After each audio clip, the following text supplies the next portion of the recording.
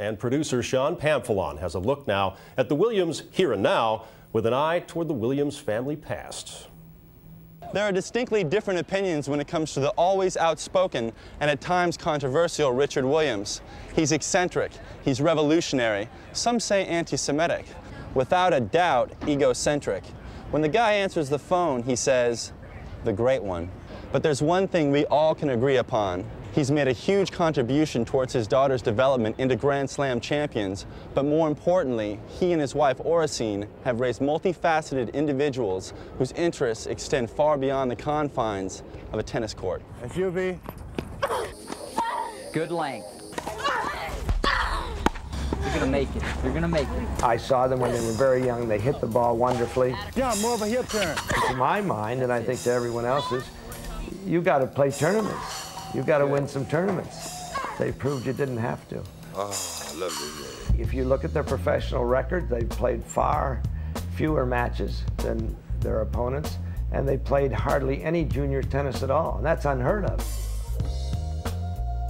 All I know is that if they never win another tennis match, Papa will have done a great job. I never thought of myself as a complex man or as someone who was really that hard to understand. Put it away, Honor, put it away. Right now, right back in her face. Well, it would hardly take a genius to realize that I've always been a lot too arrogant and a little too fucking wise. I think that Serena would be the best tennis player, female tennis player ever lived. It was a combination that made a lot of folks feel duty-bound to do whatever they could to try and shoot me down. He's much like Muhammad Ali used to be. He told you what was going to happen, and it happened. To hit off some of the things that I might possibly say to see if they couldn't take some of my pride away. The media people, any other people see what I'm doing, they think there's something crazy with that because this is most unusual. From some of the things that Richard Williams would say, I mean, people just kind of consider him like an eccentric kind of kook, you know, who didn't really know what he was doing. Yeah.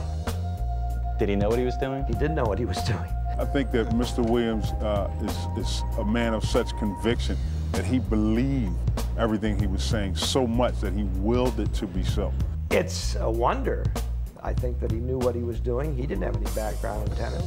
Don't kill me.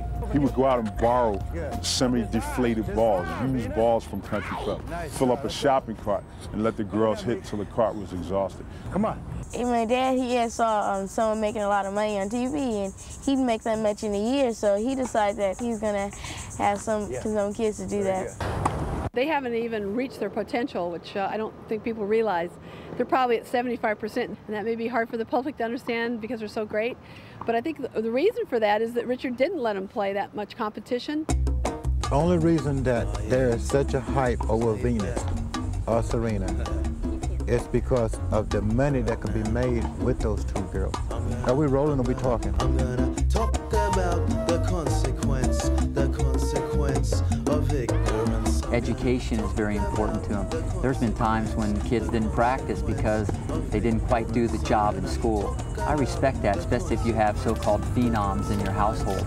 I've seen athletes that couldn't even read, and that'll never happen with a Venus and a Serena. The consequence of ignorance, now check it.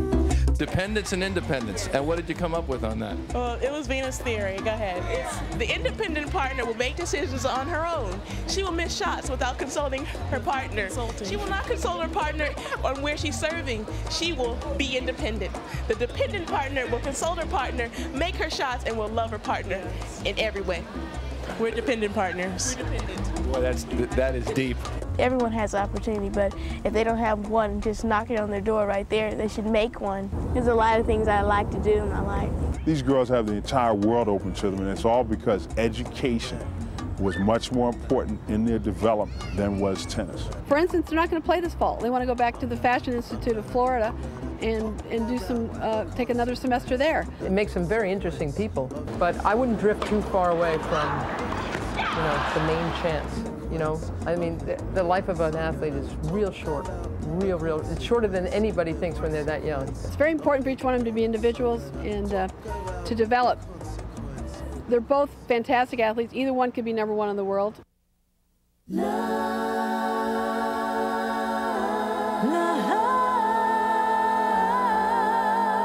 Papa always said Venus is going to be great, but Serena's going to be greater. She was happy for little sister, but she always felt that she was the princess in waiting.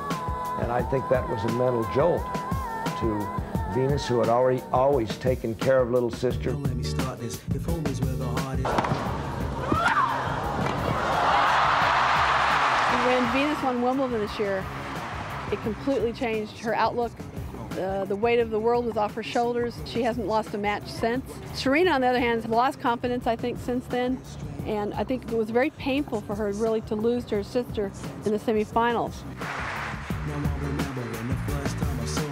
The two of you may end up facing each other for the whole ball of wax. Is it difficult to keep that out of your minds when you're at a Grand Slam? If anything, that'd be the best way to go, actually. Both of us in the finals, what we always wanted. And one day they're going to meet at Wimbledon and they're going to play in the final.